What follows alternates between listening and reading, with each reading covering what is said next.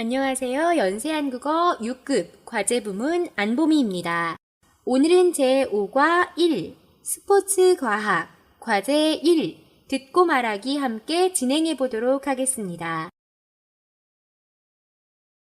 교재 143쪽입니다. 듣기 전에 먼저 무엇을 주의해서 들어야 할지 살펴보고 들어보도록 하겠습니다. 다음을 듣고 질문에 답하십시오. 1번. 무엇에 대한 내용입니까? 자, 주제에 대해서 잘 들어주셔야겠습니다. 1번. 약물 남용의 악영향. 자, 남용이 뭐죠? 네, 필요가 없는데도 기준에 합당하지 않게 기준보다 더 많이 사용했다라는 거죠. 약물 남용의 악영향, 안 좋은 영향이 주제인지 아니면 2번. 스포츠 과학의 부정적인 영향. 스포츠 과학의 안 좋은 부분, 안 좋은 영향에 대한 이야기가 주제인지 아니면 3번.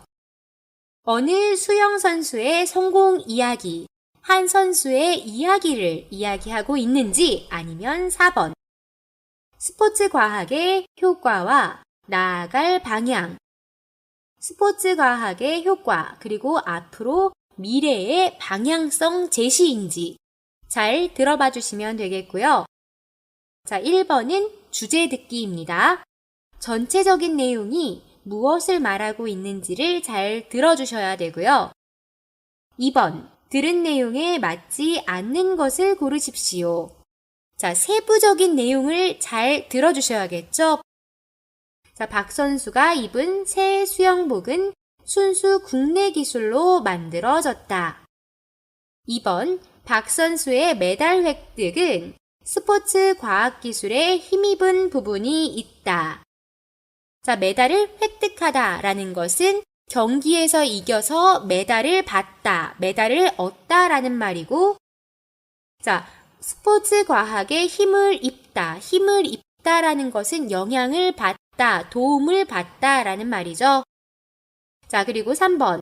약물 복용 사실이 발각되면 땄던 메달을 빼앗기게 된다. 자, 그리고 4번. 모든 선수들이 과학기술이 스포츠에 도움을 주는 것에 찬성하는 것은 아니다. 라고 해서 스포츠와 과학기술에 대한 이야기들이 나오겠구나를 어느 정도 예측해 볼 수 있었습니다. 그리고 여러분이 직접 듣고 정리해 보셔야 하는 부분이요. 3번. 러시아의 수영 선수는 전신 수영복을 왜 입지 않았습니까? 자, 한 러시아 수영 선수에 대한 이야기가 나올 텐데 그 부분을 잘 듣고 러시아 수영 선수가 전신 수영복을 착용하지 않는 이유 정리해 주시면 되겠습니다. 자, 준비되셨나요? 자, 그러면은 한번 잘 들어보도록 하겠습니다.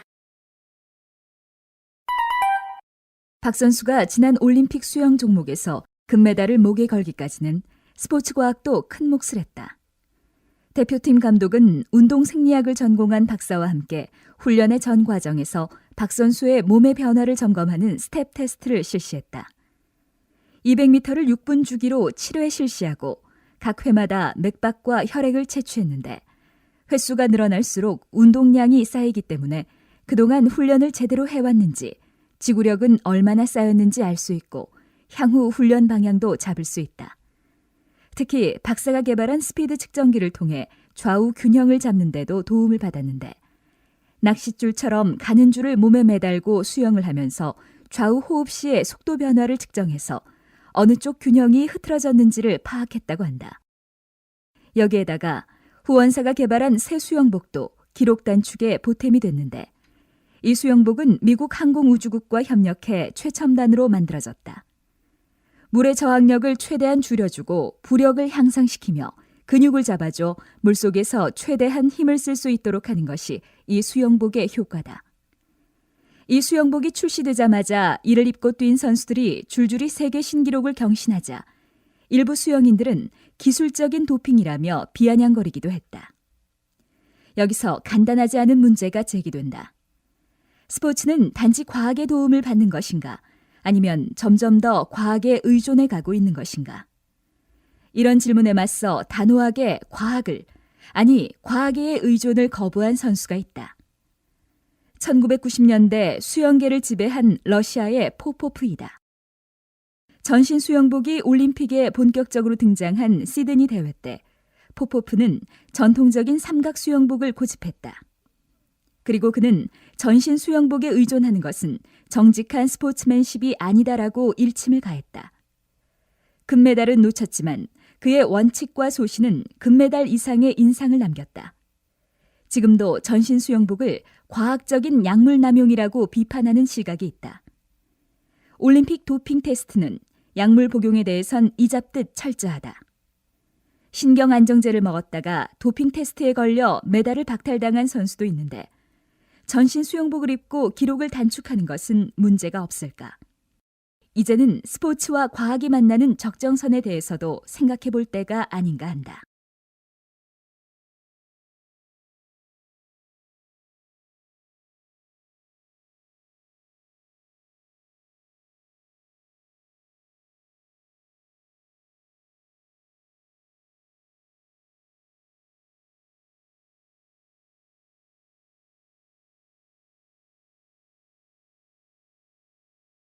잘 들어보셨나요?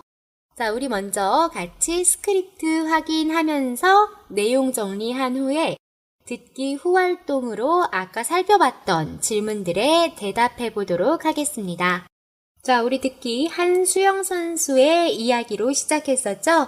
바로 박 선수의 이야기로 시작했었습니다. 자, 박 선수가 올림픽 수영에서 메달을 획득했는데요. 메달을 획득한 데 역할을 한 스포츠 과학 기술이 있었죠. 자, 여러 가지 있었는데 우리 이 첫 번째 부분에서 말한 스포츠 과학 기술은요. 네, 바로 스텝 테스트입니다. 자, 우리 듣기 지문에서 큰 역할을 하다 라는 것은 큰 몫을 하다와 같은 의미를 가지고 있습니다. 스텝 테스트의 효과는 뭐였었죠? 네, 맥박 횟수가 늘어날수록 운동량이 쌓이기 때문에 그동안 훈련을 제대로 해왔는지, 지구력, 얼만큼 참고 견딜 수 있는지에 대한 능력, 지구력은 얼마나 쌓였는지 알 수 있고 또 앞으로의 향후의 훈련 방향도 잡을 수 있다라고 했었죠. 이게 바로 스텝 테스트의 효과였습니다. 자, 다음 단락에서는요. 박 선수가 이용한 또 다른 스포츠 과학 기술에 대해서 나오죠. 자, 박 선수가 이용한 또 다른 스포츠 과학 기술은 뭐였었죠? 네, 바로 스피드 측정기가 나왔죠. 자, 스피드 측정기를 통해서 뭘 했다고 했어요? 자, 스피드 측정기의 효과가 뭐였었죠? 네, 바로 좌우, 왼쪽, 오른쪽 균형을 잡는데 도움을 받았다고 했습니다. 자, 수영을 할 때 왼쪽, 오른쪽으로 선수들이 숨을 쉬잖아요. 호흡을 하잖아요. 자, 좌우 균형을 잡는데 도움을 받고 또 수영 시 좌우 호흡 시 속도 변화를 측정해서 어느 쪽 균형이 흐트러졌는지를 파악했다고 했습니다. 그래서 균형을 잘 맞출 수 있는 효과를 본 거죠. 스피드 측정기로요. 자, 첫 번째 스텝 테스트로 운동량 체크하면서 다음 훈련에 대해서 계획 잘 세우고, 그리고 두 번째 스피드 측정기를 이용해서 좌우의 균형을 잡는 데 도움을 받고, 자, 그리고 세 번째 도움을 받았던 과학기술 뭐였었죠?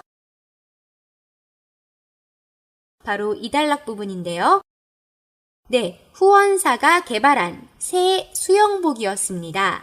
자, 바로 최첨단 과학기술이 도입된 최첨단 수영복이었는데요. 바로 이 최첨단 수영복의 효과는요, 어땠었죠?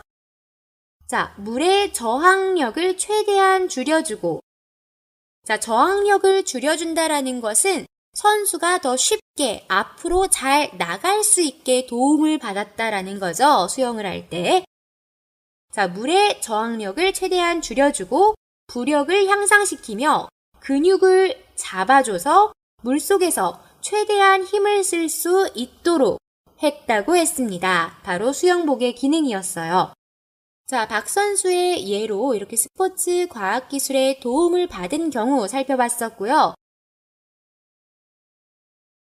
자, 다음 부분에서 스포츠 기술로 인한 기록 경신으로 인해 제기된 문제 또한 있다라고 했어요.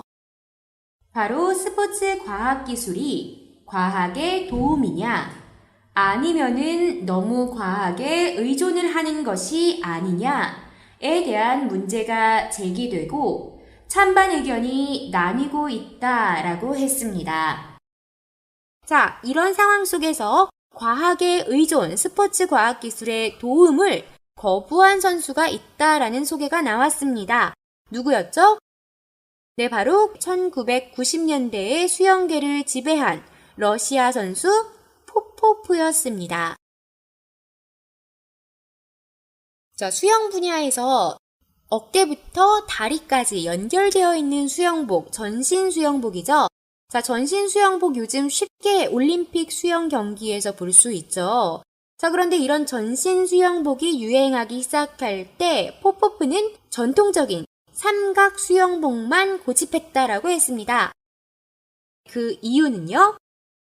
네, 전신 수영복에 의존하는 것은 정직한 스포츠맨십이 아니라고 생각했기 때문입니다. 자, 이렇게 포포프 선수처럼 전신 수영복을 반대하면서 전신 수영복을 과학적인 약물 남용이라고 비유하면서 과학적인 약물 남용이라고 비판하는 시각이 팽배한데요. 자, 이러한 비판하는 시각에 대한 시사점은요, 우리에게 무엇을 의미한다라고 했었죠? 네, 스포츠와 과학이 만나는 적정선, 어디까지가 딱 적당한 부분일까에 대해서 생각해 볼 필요가 있다는 점을 시사한다고 했습니다. 네, 도대체 과학기술의 도움을 어디까지 받는 게 적당한 걸까요? 자, 여기까지가 본문들 내용이었죠? 자, 여러분 잘 이해하셨나요? 자, 그러면 듣기 후 활동으로 우리 질문에 대한 대답 찾아보도록 하겠습니다. 1번, 무엇에 대한 내용입니까? 뭐였죠? 네, 바로 4번 찾아주시면 되죠?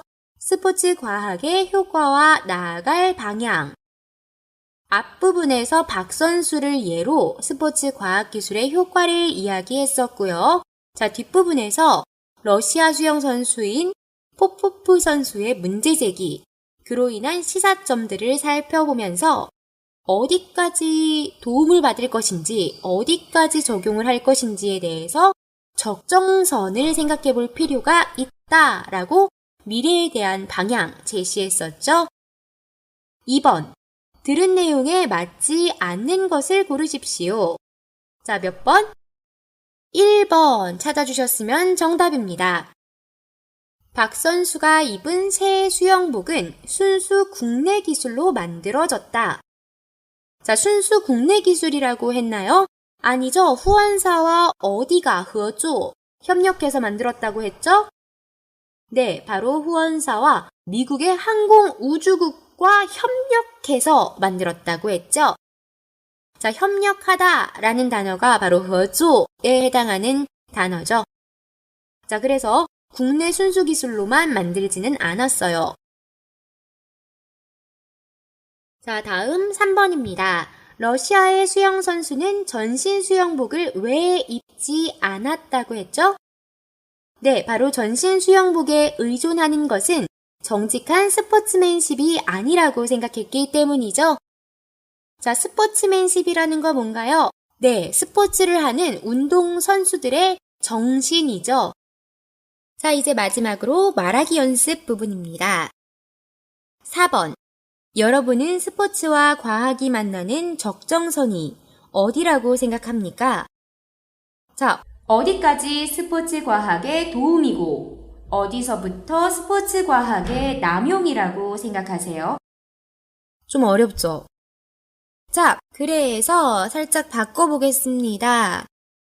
자, 스포츠 과학기술은 단지 선수에게 도움을 줄 뿐이다 라는 의견과 아니다, 스포츠 과학기술은 스포츠 정신을 해치는 불필요한 존재다, 약물 남용과 똑같다 라는 의존의 입장, 두 가지 입장에 대한 말하기 연습으로 바꿔서 진행해 보도록 할게요. 자, 이번에 이런 말하기 방식으로 가볼게요. 먼저 상대방의 입장의 일부분을 인정은 한다 라는 일부 인정으로 시작해 볼게요. 스포츠 정신을 근거로 들고 있죠? 주로 스포츠 과학 기술은 너무 지나치다, 불필요한 약물 남용과 같다 라는 스포츠 과학 기술을 약간 의존이라고 보는 입장에서 말해 보도록 하겠습니다.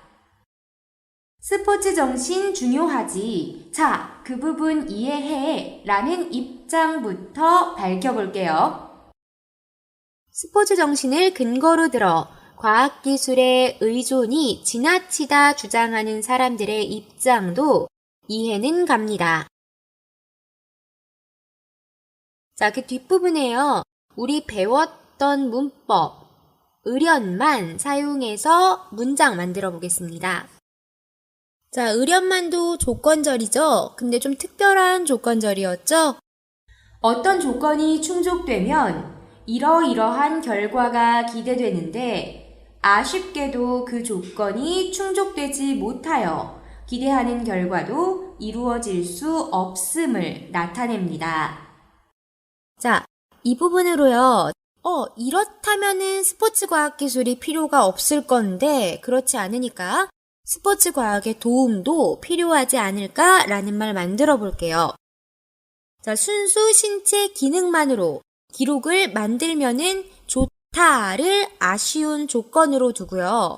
자, 의련만 사용하고, 자, 그 뒤에 지금 현재 과학 기술로 너무 많은 것들이 이미 진화돼 있다라는 것 붙여보겠습니다. 순수 신체 기능만으로 기록을 만들면 좋으련만 이미 그러기에는 현재 과학기술로 너무 많은 것들이 진화돼 있습니다. 따라서 약물 남용과 스포츠 과학기술을 비교하는 것은 지나친 처사라고 생각합니다.